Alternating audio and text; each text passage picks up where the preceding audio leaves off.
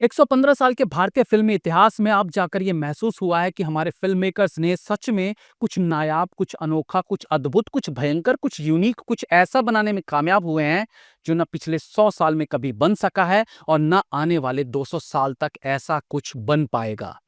मस्ती 4 का first day collection 50 Baahubali के पहले दिन के कलेक्शन को ध्वस्त करेगा, ये बात की बात है। जिस तरह का ये ट्रेलर रिलीज हुआ है, अगर इसे भी आप थिएटर में रिलीज कर दो तो ये ट्रेलर भी 100 करोड़ का कलेक्शन करके दे देगी। वो भी छोड़ो, मैं तो कहता हूं कि आज तक की दुनिया की सबसे बड़ी ब्लॉकबस्टर फिल्म केआरके की देशद्रोही भी इसके आगे चीनी कम चाय है। देशद्रोही अब नंबर 2 की फिल्म बन जाएगी। इंट्रो हो जाए तो आगे की इस फिल्म के अन्य सेगमेंट पर बात करेंगे, जहां इसके अद्भुत कंटेंट पर चर्चा जारी रहेगी। ट्रेलर रिव्यू करेंगे मस्ती 4 का।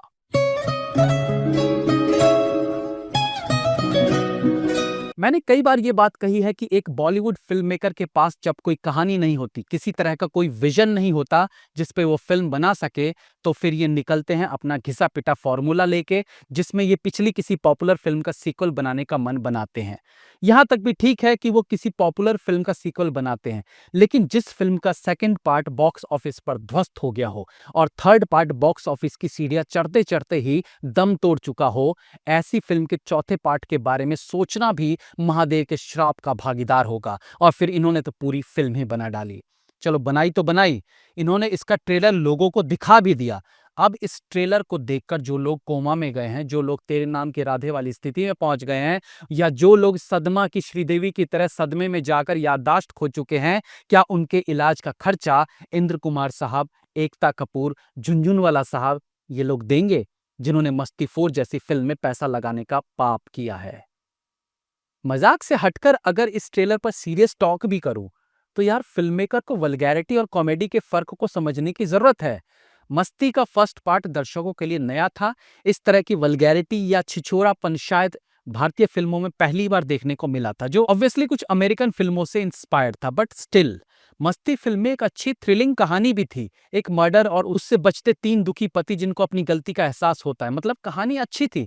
और उससे भी आगे उस फिल्म का म्यूजिक दिल दे दिया है, गाना आज भी लोग सुनते हैं।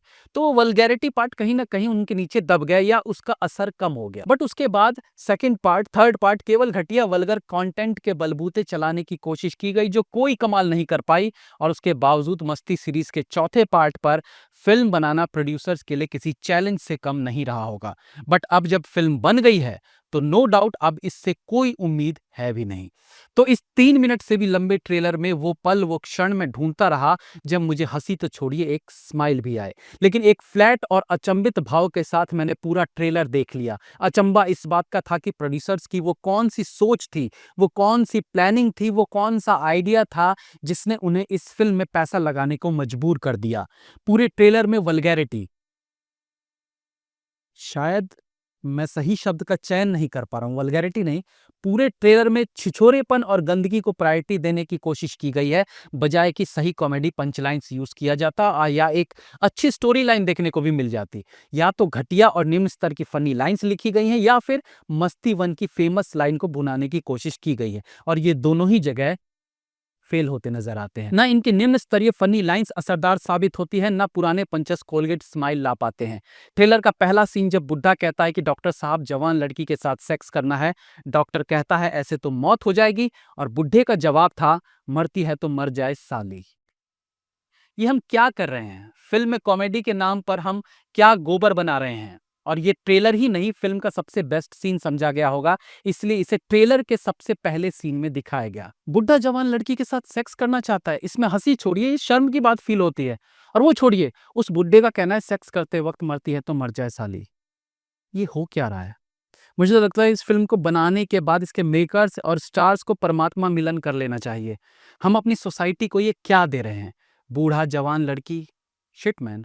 मैं आज की कॉमेडी को समझता हूँ, डबल मीनिंग कॉमेडी भी समझता हूँ, इवन मस्ती या क्या कूल है हम टाइप की कॉमेडी को भी आज के बदलते समाज में जगह मिल रही है, ये मानता हूँ। लेकिन ये कॉमेडी नहीं है, ये पाप है, जिसके लिए इस फिल्म के प्रोड्यूसर, डायरेक्टर और एक्टर सबको जेल जाना चाहिए। उससे विनाशक बात तो यह है कि ऐसी फिल्म को सेंसर से अनुमति कैसे मिल गई? हमने सुना था कि रामायण फिल्म में राम के किरदार को निभाने के लिए इन दिनों रणबीर कपूर ने नॉनवेज छोड़ दिया है और बहुत ही सरल सा जीवन वो बिता रहे हैं, ताकि वो राम की सिंप्लिसिटी को फील कर सके।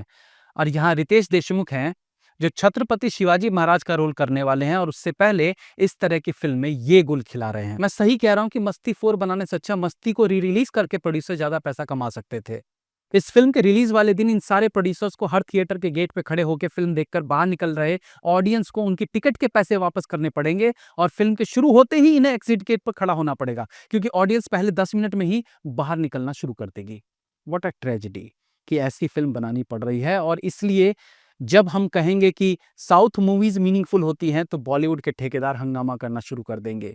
अरे वो कांतारा बना रहे हैं, दृश्यम बना रहे हैं, बाहुबली बना रहे हैं, इडली कढ़ाई बना रहे हैं, मियाजगंज जैसी फिल्में बना रहे हैं, तुम क्या कर रहे हो भाई? मस्ती 4 मतलब वल्गैरिटी से हट के टेक्निकली भी बात करें तो ये ट्रेलर जीरो फील होता है। रितेश देशमुख का पिछले दिनों का एक बयान था एक पॉलिटिकल पार्टी को लेकर कि वो लोग आज की यूथ को बिगाड़ रहे हैं, लेकिन रितेश साहब की ये फिल्म आज की यूथ को मोक्ष प्राप्त करने के उपाय बता रही है। इंद्र कुमार सर, आपकी बेहतरीन फिल्मों की लंबी लिस्ट है, दिल, बेटा, राजा, इश्क, मन, धमाल, और फिर आप बनाते हैं ग्रैंड मस्ती, ग्रेट ग्रैंड मस्ती, और अब मस्ती 4। ऐसा मत करिए सर। मुझे ट्रेलर देखने के बाद इस फिल्म से कोई उम्मीद नहीं है, बाकी लेट्स सी क्या होता है। Have a nice day.